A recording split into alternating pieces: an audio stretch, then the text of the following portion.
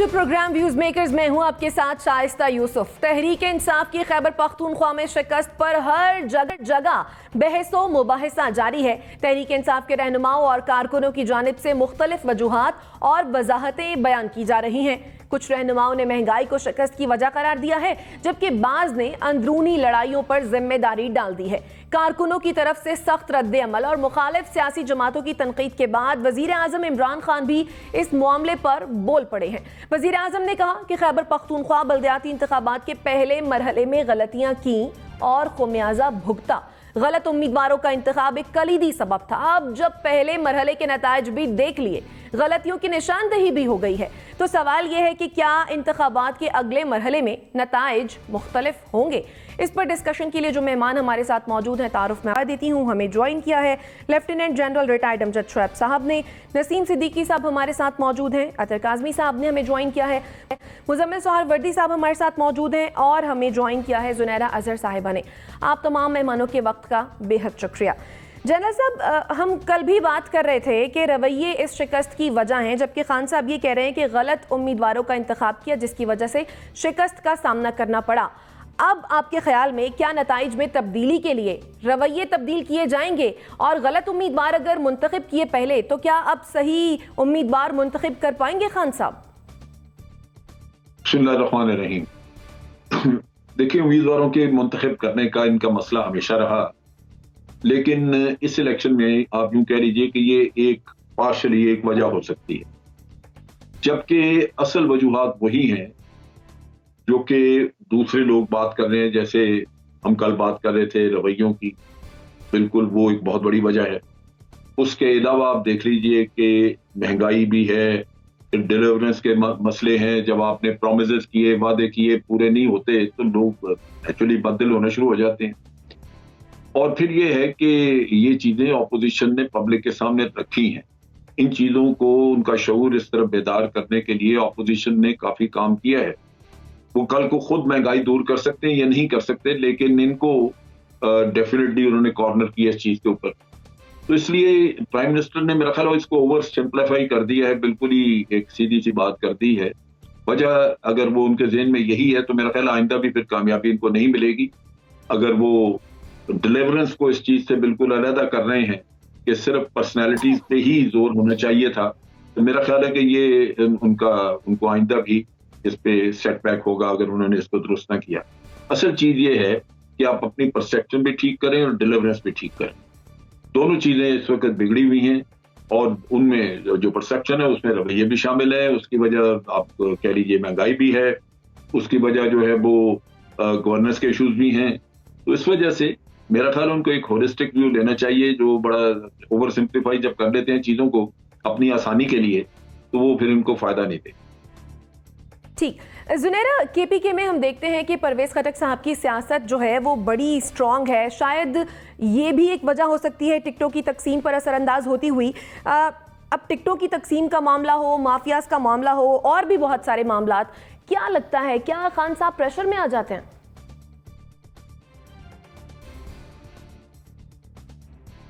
मेरे ख्याल है खान साहब का ये हम बहुत दफ़ा डिस्कस कर चुके हैं कि प्रॉब्लम ये है कि वो अपने राइट लेफ्ट पे कुछ लोगों के साथ एक महदूद सर्कल के साथ रहते हैं, और वो उन्हें जैसा है कि रिपोर्ट देते हैं वो उसी को एक्सेप्ट करते हैं। जबकि एक लीडर का असल काम ये होता है कि वो बिल्कुल ग्रास रूट लेवल पे जो लोग मौजूद हैं, जो और भी आपकी पार्टी के कारकुन हैं, हर एक को एक्सेस होनी चाहिए आप तक, ताकि आप तक हर तरह के परसेप्शंस पहुंचते रहें, हर तरह की प्रॉब्लम्स आप तक पहुंचती रहें, तो आप एक बेहतर कॉम्प्रिहेंसिव डिसीजन ले सकें when it comes to anything. कुछ मशीरों ने, आप वैसे देख लें, टीवी पे देख लें, हर वक्त 2-4 लोगों ने उनको घेरा हुआ होता है। पार्टी की तंजीमें नौ हर वक्त चलती रहती है, चाहे आप गवर्नमेंट में हो या ना हो, हर वक्त आपको लोगों को एतमाद में रखना पड़ता है। मुझे नहीं पता उसको कौन देख रहा था, क्योंकि उसकी कभी हमने कोई ऐसी सच रिपोर्ट्स देखी नहीं है। लेकिन जो एक सरफेस लेवल पे रह के जब आप चीज़ों को हैंडल करते हैं और नीचे का आपको नहीं पता हो, तो ऐसे ही होता है। दूसरा तो बड़ी कॉमन फैक्टर्स हैं, 2 वज़ीर आला तो इनको चेंज करने चाहिए थे, एक बुज़दार साहब और एक जो केपी के हैं। सबको पता है वो डिलीवर नहीं कर पा रहे थे, सबको पता है उनकी वजह से नीचे बहुत बगावत थी, बहुत ज़्यादा ऐसे एलिमेंट्स थे। चले इधर तो पंजाब में तो मुस्लिम लीग क्यों थी, पेशावर में तो केपी में तो खुद उनकी अपनी पार्टी में बहुत ज़्यादा फॉल्ट लाइन्स चल रही थी और प्रॉब्लम्स चल रही थी, उसको एड्रेस करना चाहिए था। और अगर टिकट्स देते हुए अगर उनके बयान को भी ले लें, इनको नहीं पता था तो भी ये मेरे लिए बहुत हैरानगी की बात है कि आपने बल्दियाती इलेक्शन को इतना ईजी लिया। और ये उनकी एक कामयाबी ज़रूर है कि वहाँ जो एक डायरेक्ट इलेक्शन तक वो ले गए हैं और एक तहसील टू तहसील चेयरमैन लोगों का एक डायरेक्ट ताल्लुक बनेगा लीडरशिप से, बहुत लोकल लीडरशिप इमर्ज करेगी। लेकिन अगर उसमें वो खुद लूज कर जाएं तो इट मीन्स कि उनकी अपनी नेग्लिजेंस है कहीं ना कहीं। तो मेरे ख्याल है इंट्रोस्पेक्शन ज़रूर करें, लेकिन इससे बढ़ के करें कि कैंडिडेट्स गलत थे। ठीक, नसीम सिद्दीकी साहब, आपके ख्याल में इस हार से क्या खान साहब सबक सीखेंगे? बिस्मिल्लाहिर्रहमानिर्रहीम। शाइस्ता, मुझे तो नहीं लगता कि सबक सीखेंगे, क्योंकि आप देखें कि जब भी हुकूमतों के अंदर ज़मीनी इंतखाबात होते हैं और कम से कम लोग अपनी सीटें तो जीतते हैं। आपने देखा कि इमरान खान साहब पेशावर की सीट जीते, जब उसमें से उन्होंने छोड़ी तो हार गए। लाहौर की सीट छोड़ी, वो हार गए। मैंने पहले भी कहा है बहुत दफ़ा अपने प्रोग्रामों में, इनको इलेक्शन लड़ने की साइंस नहीं आती।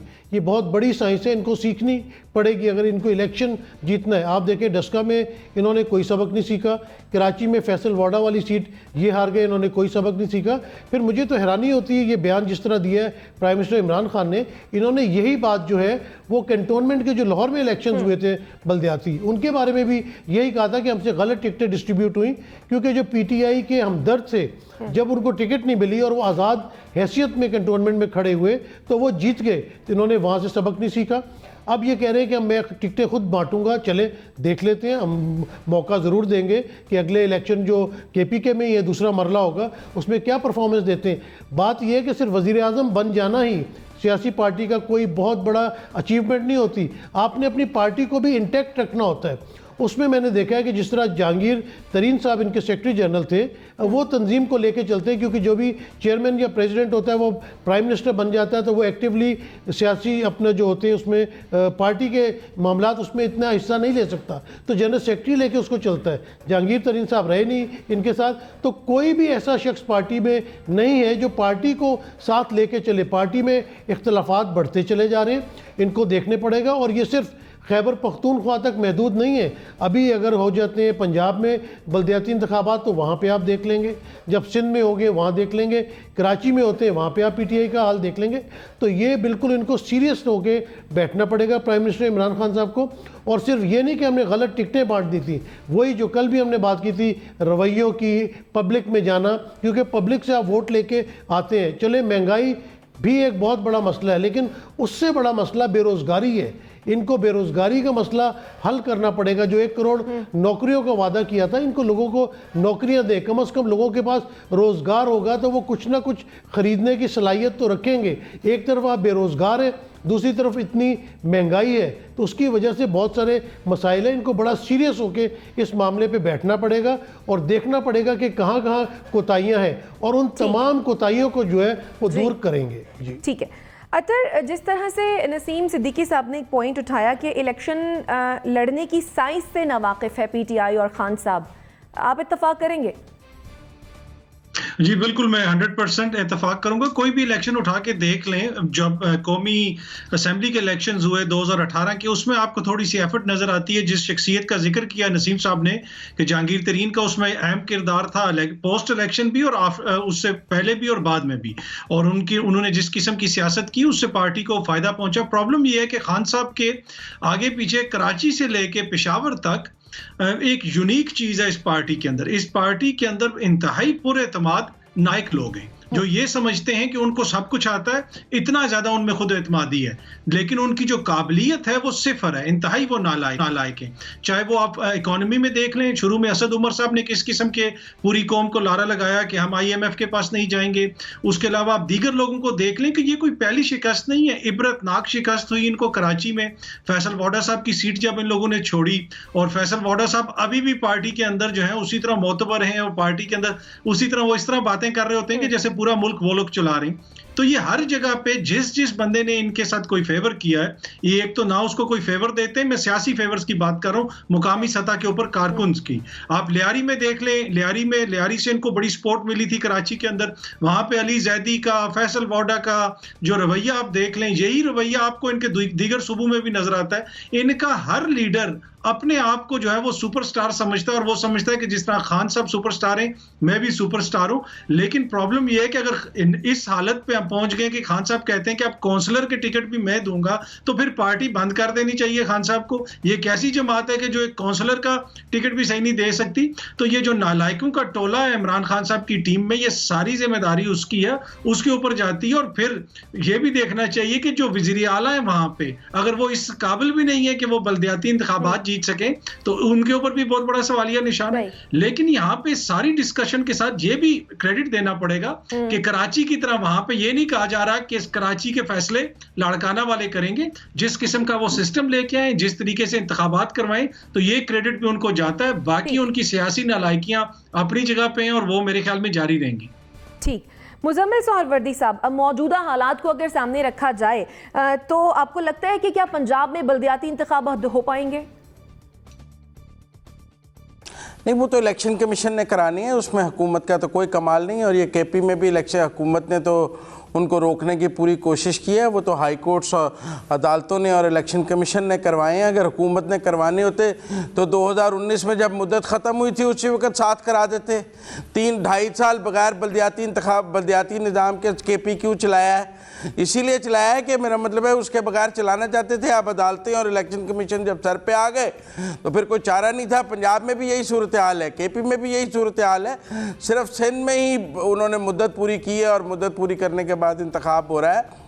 लेकिन मैं इसके साथ एक बात करना चाहता हूँ। देखिए, आप डिबेट को सही नहीं ले रहे। पीटीआई के जो वुज़रा हैं, जो केपी की पीटीआई है जो हारी है, वो कह रही है कि हम महंगाई की वजह से आ रहे हैं, और महंगाई वफाकी हुकूमत की वजह से है, क्योंकि रुपए की कदर वफाकी हुकूमत गिराती है, बिजली वफाकी हुकूमत महंगी करती है, गैस वफाकी हुकूमत की वजह से नहीं है, और जो चीज़ें महंगी हुई हैं उनमें 90% रोल वफाकी हुकूमत का है। लिहाजा वो वुज़रा बार बार कह रहे हैं कि हम महंगाई की वजह से आ रहे हैं, जिसकी जिम्मेदारी इमरान खान के ऊपर है कि उनकी हुकूमत जो है वो महंगाई कंट्रोल नहीं कर पाई, और उन्होंने बिजली, गैस, रुपया, हर चीज़ इतनी गिरा दी है कि लोगों की इस्तात से बाहर हो गई है। इमरान खान साहब कह रहे हैं कि नहीं, मेरी पाकिस्तान तो सस्ता तरीन मुल्क है, मेरी पार्टी ने टिकटें गलत दी हैं इसलिए आ रही हैं, मेरा तो कोई कसूर नहीं है। तो ये एक डिबेट है जिसमें पार्टी कह रही है लीडर तू गलत है, तू गलत चला रहा है, लीडर कह रहे हैं नहीं पार्टी तू गलत है, तू गलत चला रही है। अब मैं इसको एक और तरह भी बयान करना चाहता हूँ। अगर इमरान खान साहब का ये मौक़िफ़ है कि लोगों की टिकटें तकसीम गलत हुई हैं और उम्मीदवार गलत थे, तो क्या इमरान खान साहब ये बता रहे हैं कि लोगों ने बल्ले को वोट नहीं दिया? लोग इमरान खान को वोट नहीं देते, लोग उम्मीदवार को वोट देते हैं। उनके इंतखाबी निशान और उनकी पॉपुलैरिटी किसी काम की नहीं है, जो उम्मीदवार है उसकी पॉपुलैरिटी काम की है। इसीलिए 2018 के इंतखाबात में एक ड्राई क्लीनिंग फैक्ट्री लगाई गई और विनिंग हॉर्सेज उन्हें और एक चूचू का मुरब्बा इकट्ठा करके दिया गया, क्योंकि वो खुद नहीं जीत सकते थे। उसके बावजूद नहीं जीत सकते थे, फिर आरटीएस की ज़रूरत थी। अब ये बल्दियाती में आरटीएस बैठ नहीं रहा तो करें क्या? तो मेरे ख्याल में ये जो केओस है, ये पार्टी के अंदर जो लीडर के खिलाफ बगावत हुई है, और वो सरेआम कह रहे हैं कि इमरान खान साहब आपकी कारकर्दगी बुरी है, और इमरान खान साहब कह रहे हैं नहीं आपकी कारकर्दगी बुरी है। तो ये चूचू का मुरब्बा आपस में लड़ पड़ा है, जो मुझे कल से नजर आ रहा है। ठीक हो गई, आपका पॉइंट आ गया। नाज़रीन, ये तो थी हमारे एनालिस्ट की राय। ये सवाल हमने सोशल मीडिया पर अपने सारफीन से पूछा कि बल्दियाती इलेक्शन में गलत उम्मीदवारों के इंतखाब की वजह से शिकस्त हुई। इमरान खान ने यह एतराफ़ किया है, तो क्या इंतखाबात के अगले मरहले में नताइज मुख्तलिफ होंगे? 64% लोगों की राय थी हाँ, जबकि 36% लोगों ने इसका जवाब नहीं में दिया है। और नाज़रीन, ब्रेक पर जाएंगे, जब ब्रेक से वापस आएंगे फिर अगले सेगमेंट की जानिब बढ़ते हैं। स्टे विद अस।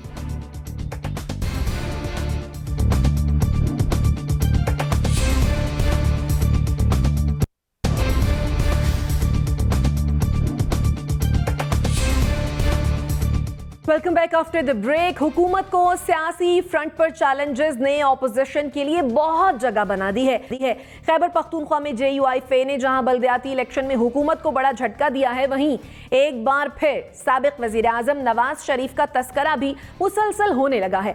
आज नवाज शरीफ की वापसी से मुतालिक उनकी बेटी मरियम नवाज और दामाद कैप्टन रिटायर्ड सफ्तर से सवालात हुए हैं। कैप्टन रिटायर्ड सफ्तर ने तो सवाल के जवाब में बात घुमा दी, लेकिन मरियम नवाज ने इसका जवाब दिया है और कहती हैं कि नवाज शरीफ वापसी के लिए बहुत बेचैन हैं और बहुत जल्द वापस आएंगे। सवाल यह है कि क्या साबिक वजीर आजम मुल्क में आइंदा इलेक्शन से पहले पाकिस्तान वापस आ जाएंगे? मुजम्मिल साहब, तो फिर हम ये समझें कि 2022 साहब की वापसी का साल है? देखें ये डिपेंड करता है कि इस्लामाबाद हाई कोर्ट मरियम नवाज़ की अपीलों का क्या फ़ैसला करता है। अगर मरियम नवाज़ की अपील एक्सेप्ट हो जाती है और नीचे ट्रायल कोर्ट का फ़ैसला सेटिसाइड हो जाता है तो नवाज़ शरीफ अगले दिन वापस आ जाएंगे। अगर वो केस वापस ट्रायल कोर्ट को रिमांड हो जाता है और उसका रीट्रायल का ऑर्डर हो जाता है, उस सूरत में भी सज़ा चूँकि ख़त्म हो जाएगी, वो वापस आ जाएंगे। लेकिन अगर इस्लामाबाद हाई कोर्ट सज़ा बहाल रखता है और मरियम नवाज़ को भी दोबारा जेल जाना पड़ता है तो फिर मेरे ख्याल में नवाज़ शरीफ वापसी का इम्कान कम होगा। ये तो इसका अदालती तनाजुर है और मैं समझता हूँ अगर 2022 में, चूँकि अभी इलेक्शन तो फ़ौरन नज़र नहीं आ रहे हैं, अगर कोई ये समझता है कि वो 2022 में वापस आ रहे हैं तो फिर वो तो अदलिया के फ़ैसलों से मशरूत है। अगर मरियम नवाज़ को रिलीफ मिल जाता है और वो वहाँ से सुरखरू होकर बाहर निकलती हैं तो नवाज़ शरीफ के लिए रास्ते खुल जाएंगे और वो आकर अपनी अपील दायर कर लेंगे, टाइम बार ख़त्म कर लेंगे, उसका जो भी रास्ता बनेगा वो उसके साथ ले लेंगे।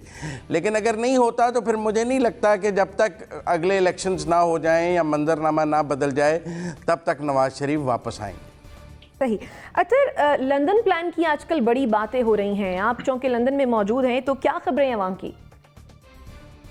देखिए, जहां तक नवाज शरीफ साहब की वापसी की जो बातें हो रही हैं, ये बातें इसलिए हो रही हैं कि नवाज शरीफ साहब का वीजा रिन्यू नहीं हुआ। आपको पता है कि उनका वीजा रिजेक्ट हो गया था और इस वक्त वो अपील में है। और पिछले दिनों हमने देखा कि पाकिस्तान की एक मारूफ कारोबारी शख्सियत का वीजा भी कैंसिल हुआ। तो बेसिकली ये उस तरह का राह हमवार करने की कोशिश करते हैं कि अगर आगे से उनकी अपील भी मुस्तरद हो गई मियाँ साहब की, तो उनके पास तो और कोई ऑप्शन नहीं होगा। वो किसी तीसरे मुल्क भी नहीं जा सकते, इसलिए कि उनके पास तो पासपोर्ट भी वैलिड नहीं है। उनके पास एक ही ऑप्शन है कि उनको वापस पाकिस्तान भेजा जाएगा, या वो डिपोर्ट किए जाएंगे या वो खुद जाएंगे। तो ये कोई वो अपनी मर्जी से वापस आने की बातें नहीं कर रहे। अगर उन्होंने आना होता तो उनको अब तक किस चीज ने रोका हुआ है? वो जब चाहें वो वापस जा सकते हैं। हुकूमत उनको पासपोर्ट भी दे देगी, आर्जी पासपोर्ट वापस जाने के लिए। तो प्रॉब्लम ये है कि ये इस तरह का तासुर देने की कोशिश की जा रही है कि जैसे कोई डील हो रही है। कल भी एक चैनल ने खबर चलाई कि जी वो उनकी कोई शराइत रखी गई है एस्टेब्लिशमेंट के सामने। मतलब अकल मानती है कि वो इस पोजीशन में है कि वो किसी के सामने शराइत रखेंगे। उनके ऊपर किस किस्म के मुकदमात हैं, वो सजा याफ्ता हैं, अदालतों से वो मफरूर हैं। और वो लोग जो इतने मजबूत हैं, जिनको आप ये कहते हैं कि वो जिस मर्जी की हुकूमत बना दें, उनके सामने वो ये लोग शराइत रख रहे हैं। इसी तरह का बयान कल हमने जरदारी साहब का भी सुना कि अब हमसे फार्मूले मांगे जा रहे हैं कि किस तरह हुकूमत चलानी है। अगर इनसे फार्मूला कोई मांगे तो आप समझते हैं कि ये सामने आके इस तरह आपको बताएंगे? ये तो उल्टे पांव भागते हुए वहां पे जाएंगे। ये रोज अपना CV पोस्ट करते हैं गेट नंबर 4 से। तो प्रॉब्लम ये है कि इनको किसी किस्म की डील नहीं मिल रही, किसी किस्म की घास नहीं डाली जा रही, तो वो अपनी फ्रस्ट्रेशन निकाल के इस तरह की बातें करते हैं। तो अगर मियाँ साहब आएंगे तो वो उसी सूरत में आएंगे जब बरतानिया की हुकूमत उनको वापस भेज देगी, जब उनके पास और कोई चारा नहीं होगा। वो जेल जाने के लिए वापस नहीं आएंगे। अगर उन्होंने जेल जाके जदोजहद करनी होती तो मुशर्रफ दौर में कर लेते, अभी इमरान खान दौर में कर लेते। तो अब इसके बाद भी अगर वो इस तरह के दावे कर रहे हैं तो ये बचगाना दावे हैं उनकी पार्टी की जानिब से, जो हर सियासी जमात करती है। उनका भी हक है, करते रहें। ठीक है। जुनैरा, मान लिया कि मियाँ साहब पाकिस्तान वापस आ गए, तो आपके ख्याल में क्या मियाँ साहब हुकूमत के लिए खतरा साबित हो सकते हैं?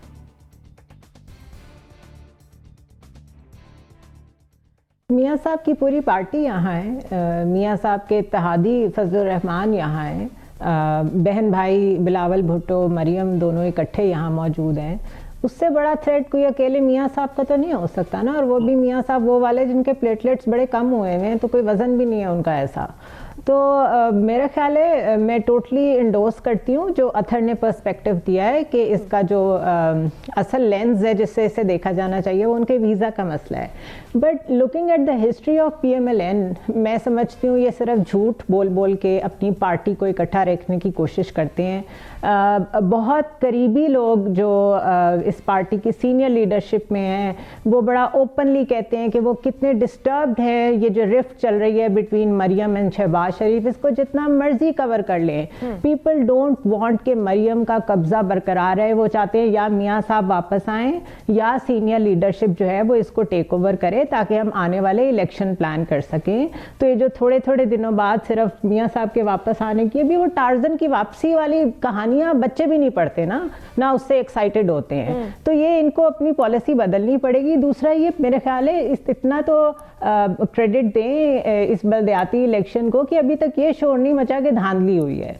जो हुआ है जैसे हुआ है उसको एक्सेप्ट किया गया है, नून लीग का उसमें सफाया हो गया है, फिर भी वो मुबारकबादें दे रहे हैं और खुश हो रहे हैं। तो नून लीग का अपना फ्यूचर वो एक और पर्सपेक्टिव है, वो एक अलहदा डिबेट है और मियाँ साहब के आने ना आने से फ़र्क नहीं पड़ता क्योंकि उनके सिर्फ हाँ या ना से फैसले हो जाते हैं, चाहे वो यहाँ हो चाहे वो लंदन में हो। सही। जनरल साहब, इधर उधर से बड़ी बातें हो रही हैं कि कोई डील हो रही है, तो क्या वाकई कोई डील हो रही है आपके ख्याल में, और अगर हो रही है तो किससे हो रही है? मौलाना से हो रही होगी, मौलाना फजलुर रहमान से, क्योंकि KPK में वो इलेक्शन जीत रहे हैं। तो अगर ये डील यही है कि डील की वजह से कोई इलेक्शन जीतता है तो फिर बड़ा नजर आता है कि फिर मौलाना फजलुर रहमान से डील हो गई होगी।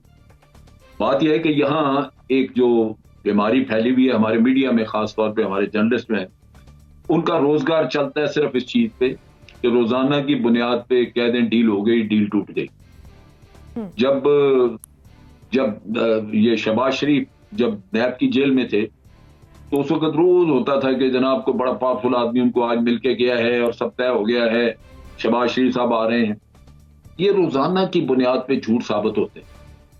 फिर भी मेरा ख्याल है हम लोग उसके कुछ ऐसे असीर हैं इस बयानिए के कि इससे जान नहीं छूटती।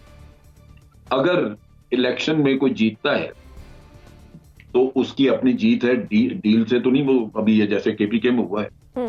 अगर डील है तो फिर है क्या किस चीज की डील है, मतलब डील की वजाहत होनी चाहिए कि डील है तो क्या डील, कैसे।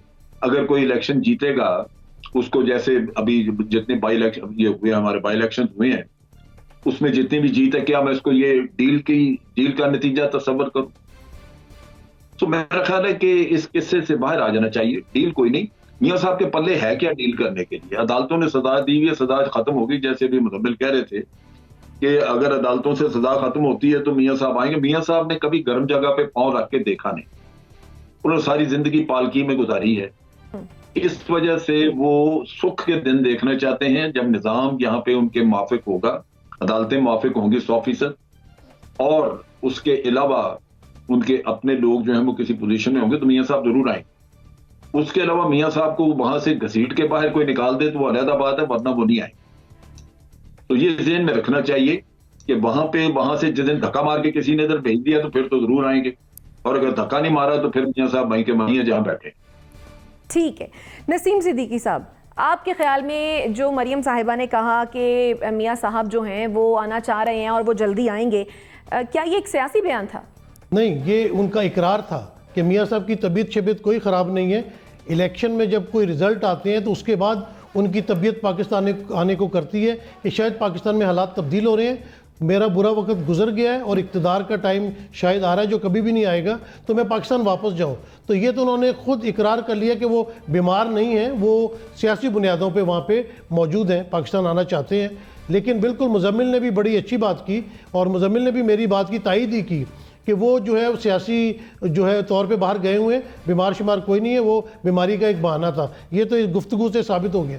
दूसरी बात यह है कि वहाँ से मैं जितना अर्सा बरतानिया में रहा हूँ, आतर भी बड़े अरसे से, मेरे ख्याल से मैंने तो आज तक किसी को बरतानिया से इस तरह डिपोर्ट होते या क्विकली बाहर निकलते हुए मैंने नहीं देखा। बहुत सारी चीज़ें होती हैं। अभी वो अपील में गए हैं, अपील के बाद वो जुडिशल रिव्यू में जा सकते हैं, जुडिशल रिव्यू के बाद वो हाई कोर्ट में जा सकते हैं, तो इसमें वो बड़ा टाइम गेन कर सकते हैं। और जब सारी चीज़ें बंद हो जाएंगी तो वो फिर असाइलम अप्लाई कर सकते हैं कि मेरी जान को ख़तरा है। आप ये एफिडेविट वाला जो ड्रामा था या ऑडियो वाला या वीडियो वाला, इस तरह की चीज़ें दे दी जाएंगी तो वो 2-4 साल तो बड़े आराम से इन मामलात में गुजार सकते हैं। तो मेरे ख्याल से आने वाले वक्तों में नवाज शरीफ का पाकिस्तान आने का कोई इरादा नहीं है, जब तक उनकी सज़ा कैंसिल नहीं हो जाती और सियासी जो माहौल है वो साजगार नहीं हो जाता। दूसरी तरफ आप देखें कि FIA ने बहुत स्ट्रॉन्ग केस तैयार कर लिया है और अब वो अदालत में केस चलना शुरू होगा, जो शहबाज शरीफ को भी बड़ी मुश्किलात से दो चार करेगा, क्योंकि नवाज शरीफ और मरीम नवाज के केस में तो जो भी मामलात हैं वो बैरूने मुल्क के मामलात हैं, लेकिन शहबाज शरीफ और हमजा शहबाज और सलमान शहबाज के ऊपर जो केसेस हैं वो TT के हैं और पैसे की मनी लॉन्ड्रिंग के, जिनके पाकिस्तानी बैंकों के अंदर बहुत बड़े सबूत मौजूद हैं। तो इसलिए अभी मुस्लिम लीग नून के लिए तो मज़ीद मुश्किलात आने वाली हैं। अगर PTI अपना थोड़ा सा रवैया दुरुस्त कर लेती है, कुछ महंगाई में कमी आ जाती है, कुछ बेरोजगार लोगों की दूर कर लेती है, तो वो दोबारा जो है अपना वोट गेन कर सकते हैं। लेकिन नवाज शरीफ और मुस्लिम लीग नून की आने वाले वक्तों में तो मुझे मज़ीद परेशानियाँ बढ़ती हुई नज़र आ रही हैं। ठीक है, आपके ख्याल में नून लीग की परेशानियाँ बढ़ती हुई नज़र आ रही हैं? यही सवाल हमने सोशल मीडिया सारफीन से भी किया कि क्या साबिक वज़ीर आज़म मियाँ मोहम्मद नवाज शरीफ मुल्क में आइंदा इलेक्शन से पहले वापस आ जाएंगे?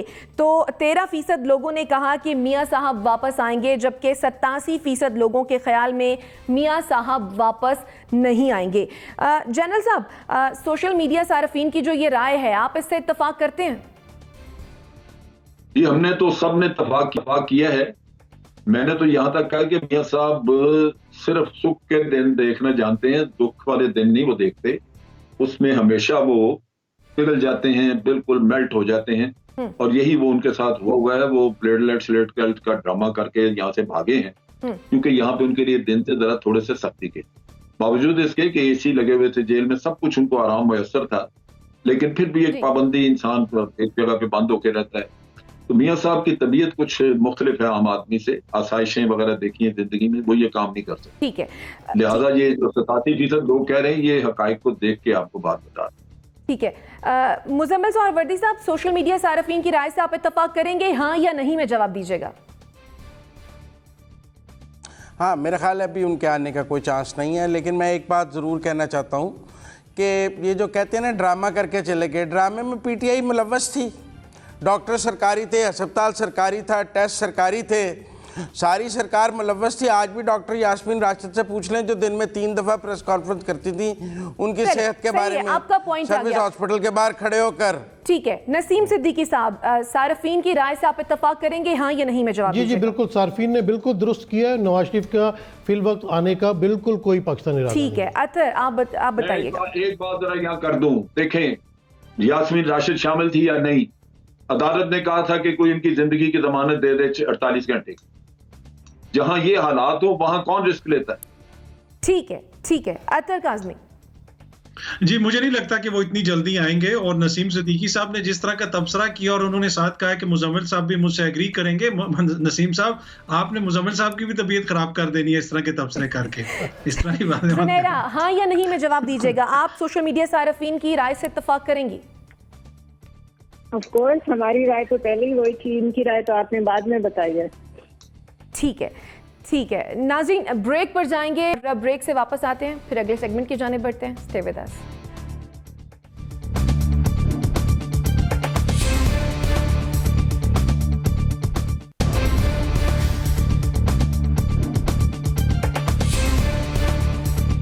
Welcome back after the break. इंतखाबी सियासत में वोटर्स की वापसी से पीपल्स पार्टी की क़यादत के एतमाद में इजाफा हुआ है। साबिक सदर आसिफ अली जरदारी और बिलावल भुट्टो खुलकर मैदान में आ गए हैं। आसिफ जरदारी ने पहले कहा कि हमसे फॉर्मूले पूछे जा रहे हैं, अब उन्होंने ऐलान किया है कि हम सब मिलकर इस हुकूमत को घर भेजेंगे और बिलावल भुट्टो पीपल्स पार्टी के अगले वजीर आजम होंगे। सवाल यह है कि साबिक सदर के इस दावे की बुनियाद क्या है? जनरल साहब, आजकल हम देख रहे हैं कि साबिक सदर आसिफ जरदारी बड़ा फ्रंट फुट पर रहे हैं, इस दावे के पीछे नजर क्या आ रहा है?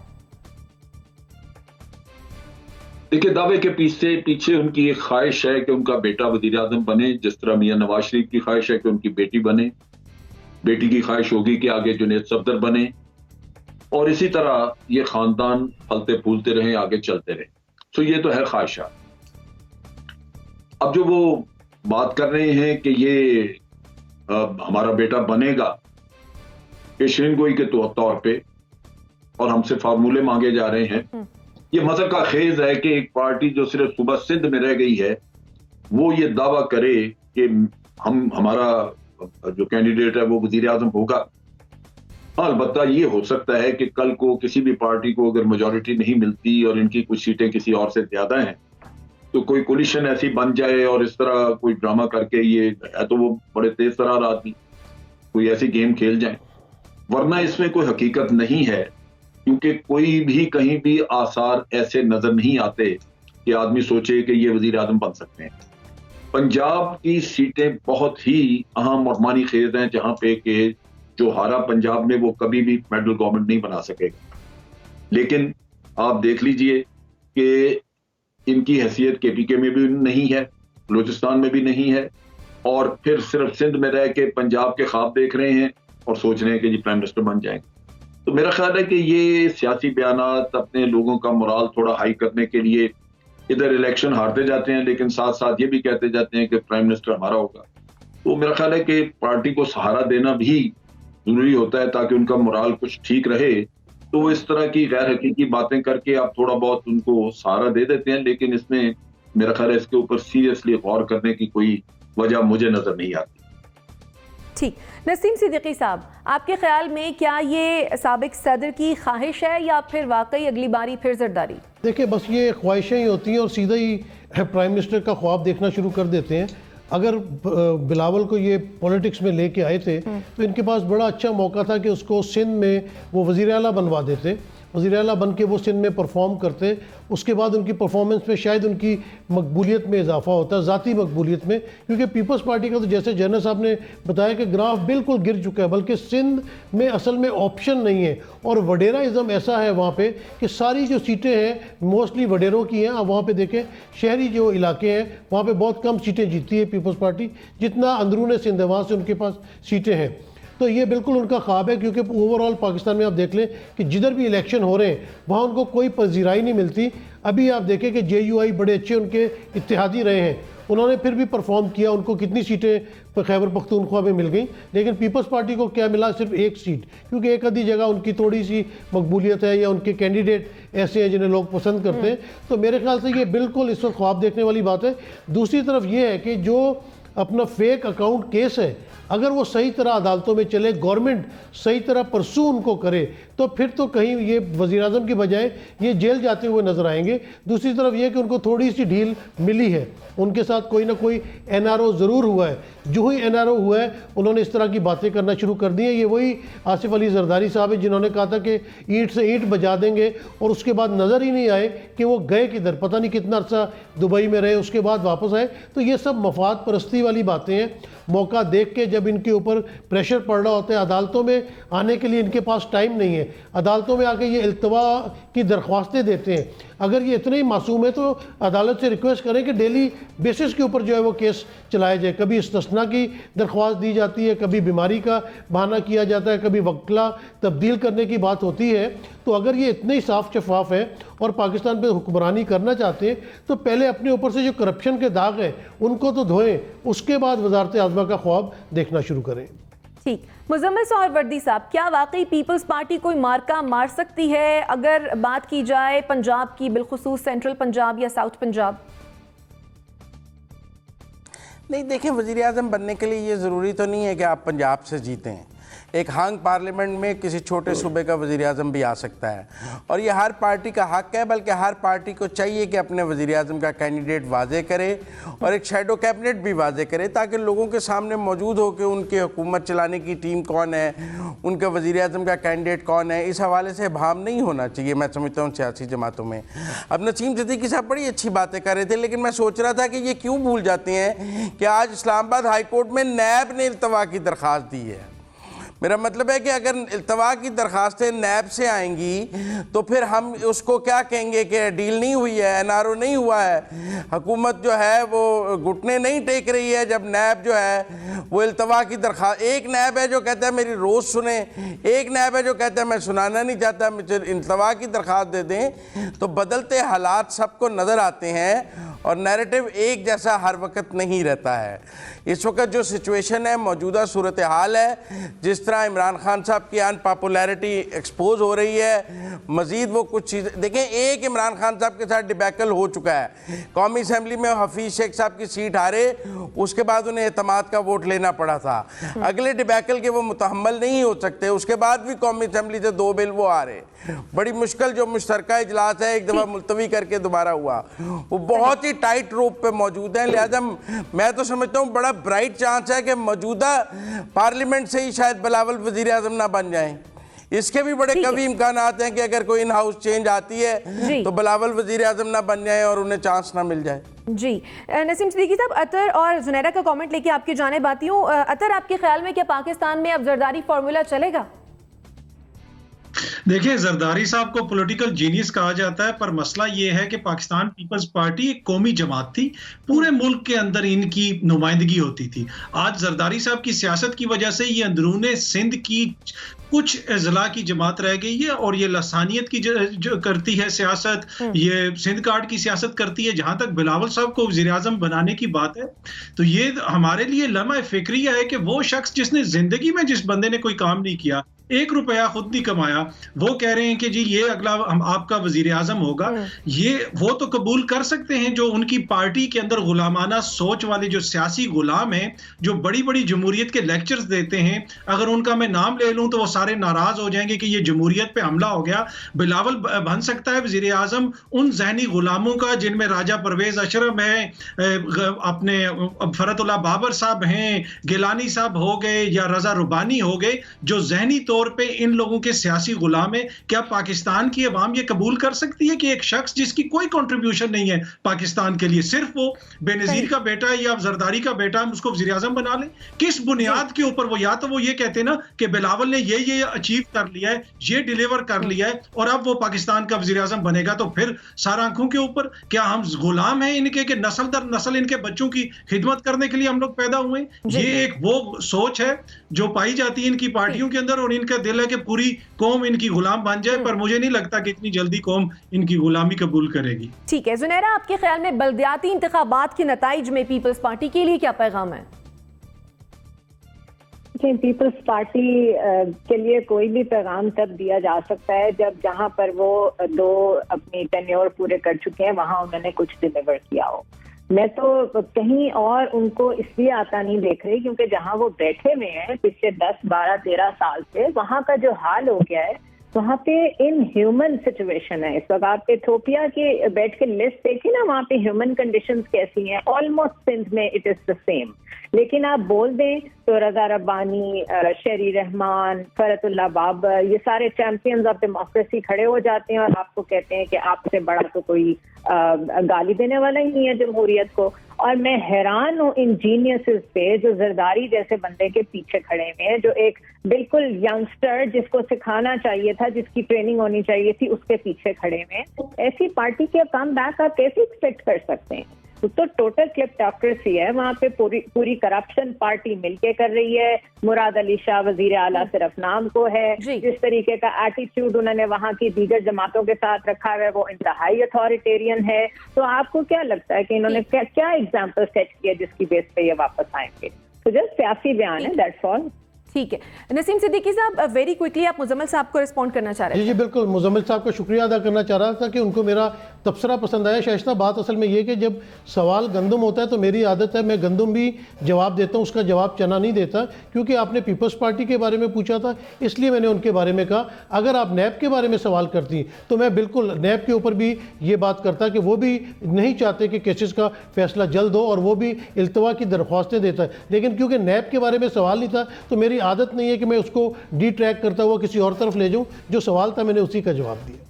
ठीक है, नसीम सिद्दीकी साहब ने मुजम्मिल साहब को रिस्पॉन्ड कर दिया है। नाजरीन, साबिक सदर दावे की बुनियाद क्या है? हमारे तमाम एनालिस्ट का मानना यही था कि ये महज एक सियासी दावा है। मुझे और मेरे मेहमानों को दीजिए इजाज़त। अल्लाह ने के बाद।